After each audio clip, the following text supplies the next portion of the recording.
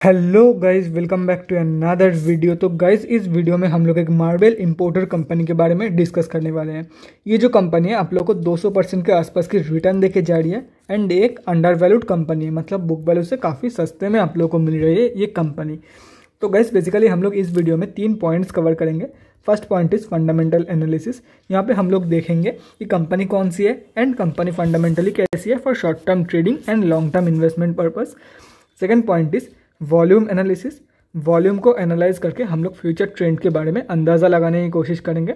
And the third point is technical analysis. यहाँ पे हम लोग देखेंगे कि क्या इसकी स्विंग ट्रेडिंग के लेवल्स निकल के आ रही है, कहाँ पे आप लोग बाय करके चल सकते हो एंड क्या रहेगी आप लोगों की टारगेट्स। तो गाइज बिना टाइम वेस्ट किए पहली पॉइंट की तरफ बढ़ते हैं और देखते हैं कि कंपनी कौन सी है एंड कंपनी फंडामेंटली कैसी है।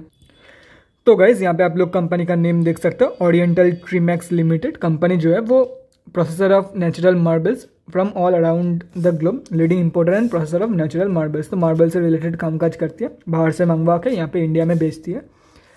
अगर और भी डिटेल में जानना हो कौन कौन सी मेजर क्लाइंट्स है कंपनी की, कौन मतलब प्रोडक्ट लाइन क्या क्या है, कितने प्रकार की मार्बल्स बेचती है कंपनी, तो कंपनी के वेबसाइट में जाके जान सकते हो। कंपनी बहुत BSE एंड NSE में लिस्टेड है। 34 करोड़ के आसपास का कंपनी की मार्केट कैप है। स्टॉक की PE यहाँ पे मेंशन नहीं है। Return on equity and sales growth last 3 years की नेगेटिव में जा चुकी है। ROCE लगभग 2% के आसपास अप्रोक्सीमेट। लास्ट 6 मंथ्स की जो रिटर्न है वो 2.5% के आसपास है। एक साल में 150% के आसपास की रिटर्न ये कंपनी आप लोगों को देके 200% के आसपास की रिटर्न एक साल में ये कंपनी आप लोगों को देके जा रही है। डिविडेंड यील्ड जो है वो नहीं देती है, मतलब डिविडेंड नहीं देती है कंपनी। फेस वैल्यू 10 रुपये की है। प्रोज एंड कॉन्स के बारे में डिस्कस करें तो देख सकते हो आप लोग, कंपनी जो है वो डेब्ट रिड्यूस किया है एंड ऑलमोस्ट डेब्ट फ्री कंपनी है। स्टॉक जो है बुक वैल्यू से काफ़ी सस्ते में आप लोगों को मिल रही है। बाकी सब कुछ कॉन्स में है। लास्ट 5 ईयर्स की सेल्स ग्रोथ जो है वो एकदम खत्म हो चुकी है, देख सकते हो -20% के आसपास। तो कंपनी जो है वो एक लॉस मेकिंग कंपनी है, देख सकते हो कभी कभार ही प्रॉफिट देती है।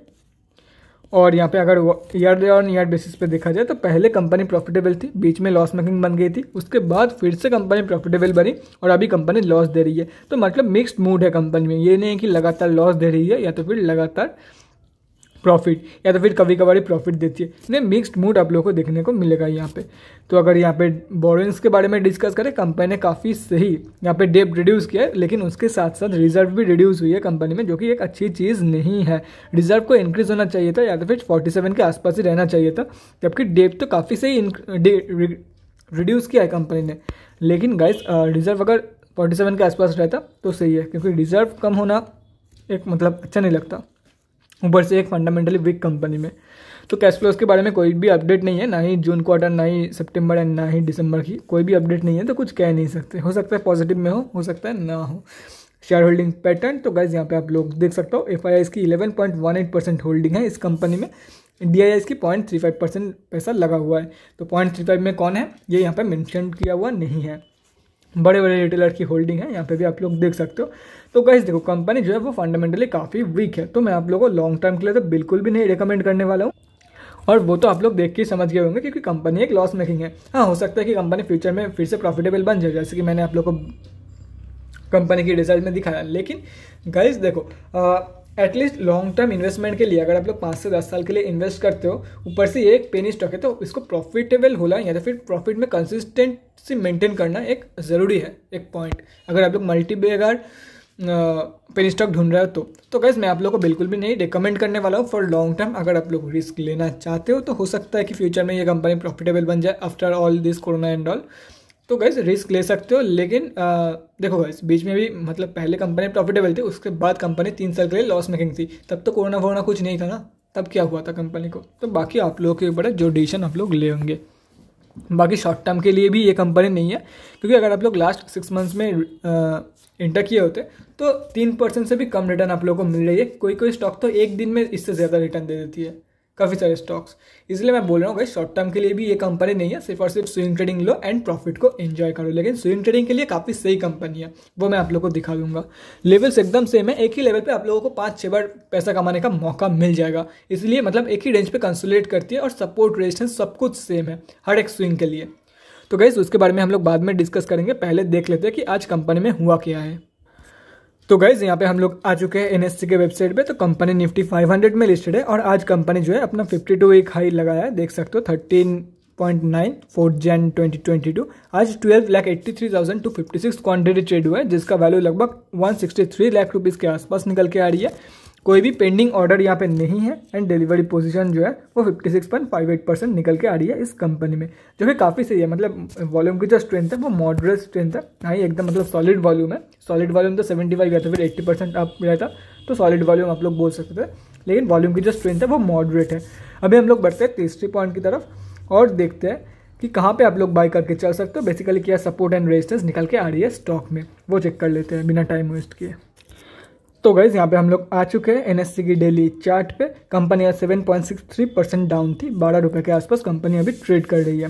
तो देखो गाइज, जैसे कि मैं बोल रहा था, ये जो आप लोगों को प्राइस रेंज दिख रहा है ना, लगभग 8 to 12 के बीच में लास्ट ईयर से एक ही रेंज में आप लोग कितने बार पैसा कमा सकते थे। देखो गाइज, एक बार हो गया, 2 बार हो गया, 3 बार हो गया, 4 बार हो गया, 4 बार एक ही रेंज से आप लोग पैसा कमा सकते थे। देखो अभी भी फिर से कंपनी जो है इस रेजिस्टेंस को, ये जो लगभग 12 रुपये की जो रेजिस्टेंस है, इसको सक्सेसफुली नहीं क्रॉस कर पाई है कंपनी, ठीक है। तो अभी भी फिर से ये कंपनी नीचे आएगी और अभी भी एक ट्रेंड, मतलब अभी भी एक स्विंग देगी। तो जब तक यहाँ पे कंसोलिडेट कर रही है कंपनी, तब तक यहाँ से बाउंस बैक देने के बाद बाई कर लो। नहीं तो कुछ ऐसा भी हो सकता है कि नीचे के लेवल पे 8 के आसपास बाई कर लिया, 8 रुपये के आसपास, और कंपनी नीचे चली गई, क्योंकि यहाँ पे तो लाइफ टाइम कंसोलिडेट नहीं करेगी, या तो फिर ऊपर या तो फिर नीचे कंपनी ब्रेकआउट देगी। और अब अगर मान लो कि आप लोगों ने विदाउट एनी कंफर्मेशन 8 रुपये के आसपास बाई कर लिया, उसके बाद कंपनी नीचे गिर गया, तो क्या करोगे? कंफर्मेशन के बाद बाई कर लो, तो आराम से आप लोगों को पर शेयर 4 रुपीज़ की गेन यहाँ पे देखने को मिल जाएगा इस कंपनी में। और अगर ऊपर की लेवल ब्रेक होती है तो ऊपर के सारे टारगेट्स यहाँ पे मेंशन किया हुआ है।